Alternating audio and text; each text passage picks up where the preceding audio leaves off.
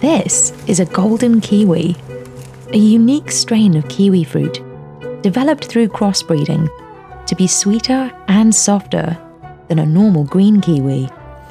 Green's old school.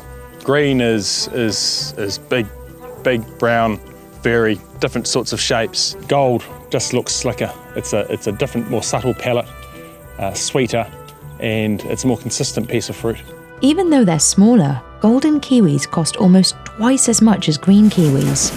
In fact, they're so valuable that some sprouts have been smuggled out of New Zealand and sold in lots for 60,000 New Zealand dollars. That's because this specific kiwi can't be grown without permission from its copyright holder, Zespri. Unless you want to be sued and ordered to pay $14 million, like one international smuggler was. Growing golden kiwis is so lucrative that it's caused a feud between New Zealand and China, where the fruit is native. But how do you copyright a fruit? And what exactly makes these kiwis so expensive? It's a very easy fruit to eat. It's very soft, without being squashy or squishy.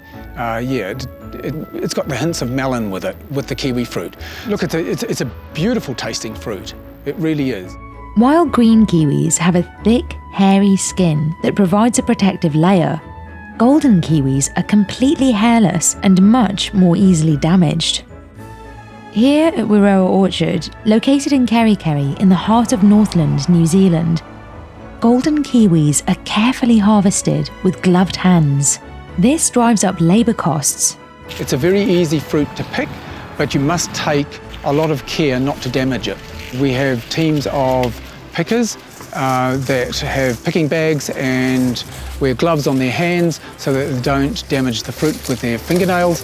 And it's all done by hand by snapping the fruit off and putting it into a bag, and then the bags are emptied into bins. A team of 15 pickers, when they're doing well, they would be filling a bin roughly every 3 to 4 minutes. But before Peter and his team are even allowed to harvest, a sample from the orchard must meet certain criteria. Taste is one, number of seeds, or the colour of the seeds, the blackness of the seeds. You can't just have 1 or 2 or 3 out of the 5 pass, or whatever it is. You must pass on all of them. This is because this particular variety of golden kiwi, called SunGold, is controlled by Zespri, a cooperative of kiwi fruit growers in New Zealand. Zespri created SunGold by crossbreeding different yellow kiwis. Within 2 years, it was a delicious, large, golden globe, and it was just the perfect piece of fruit. And it was this perfected strain that helped New Zealand rebuild its kiwi industry. In 2010, disease nearly wiped out most of the country's kiwi orchards, causing $900 million worth of damage. But one newly developed kiwi strain resisted infection, Zespri's SunGold. SunGold quickly became popular for its consistently sweet taste and has proved more profitable than its green counterpart. Fast forward to today, and this perfected strain makes up about 67% or $1.9 billion of New Zealand's kiwi export value. But not just anyone can grow these kiwis. Zespri only releases a certain number of licenses every year, and growers bid on them. In 2022, the median price for a SunGold license hit $801,000 per hectare. We have IP protections around who's able to grow it and who shouldn't be growing it. And gold kiwi fruit it's a handcrafted product. Yeah, we grow it in nature, but so many hours go into it. They get touched so much, and whether it be fertilisation, pruning, tying down the fruiting wood, thinning flowers, it just needs so much attention. But golden kiwis weren't always this perfect. When they first hit New Zealand's produce market 10 years ago, the fruits looked and tasted a lot different. That fruit was disgusting. And they were these small, hard bullets. It was right at the start of when we'd started growing it on scale as a country. And like all new bits of fruit, you need to figure out how to grow it.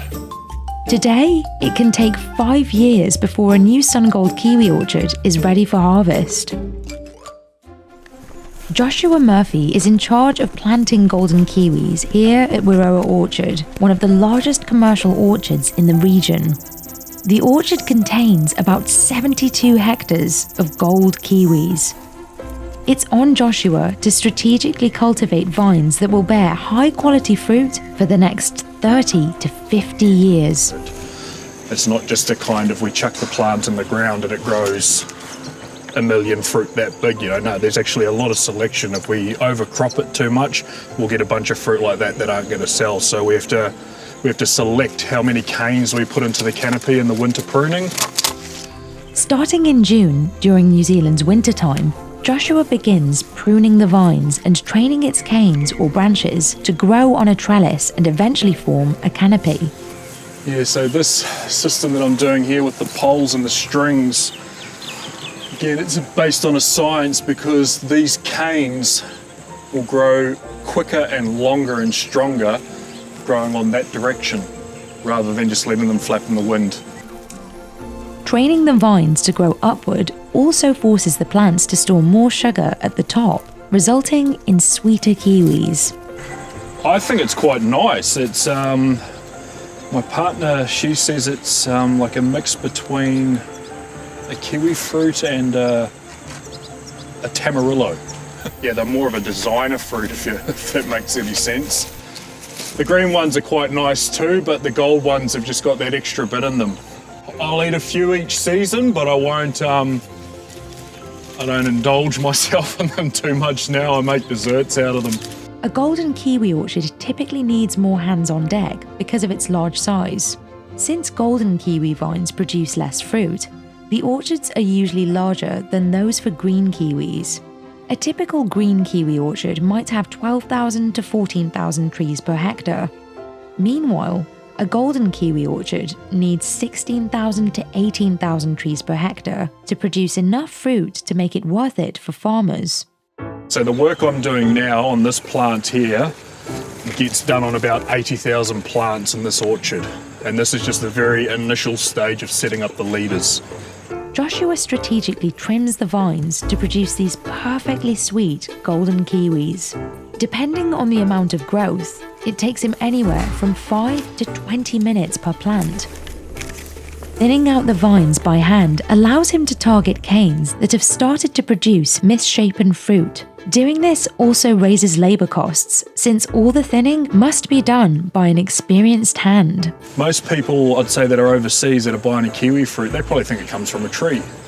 They probably think someone's just planted a tree. I don't think a lot of people actually understand how much labour and work goes into creating the product that they're eating. After the kiwis are harvested, every kiwi is carefully inspected. Consumers don't want to go one day in the supermarket looking for their gold kiwi fruit and find that it's not there anymore, or that it tastes slightly different, or the quality's not as good.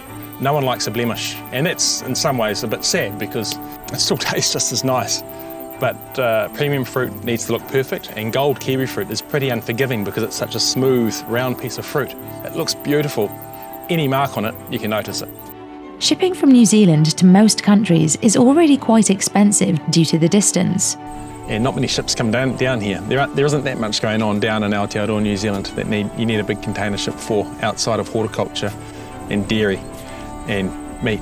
Therefore, the cost of shipping it's pretty expensive when it comes to the contribution that cost to the price of a piece of fruit. Luckily though, golden kiwis don't expire quickly, another quality that sets them apart from green kiwis. Zespri says that while a ripe green kiwi lasts up to 5 days, a golden kiwi can last up to 7. The grower-owned co-op is the main exporter of New Zealand's kiwi fruits. Today, the island country controls 30% of the global kiwi supply. In a way, Zespri's coordinating all those efforts of New Zealand kiwi fruit growers into a coordinated breeding program, and it's one of the larger breeding programs in the world when it comes to horticulture. And as a result, we get these beautiful pieces of fruit, but it is a lot of work to get to that end point of a beautiful piece of gold kiwi fruit in the supermarket. However, after a kiwi grower successfully smuggled SunGold sprouts overseas, a number of illegal orchards popped up in China.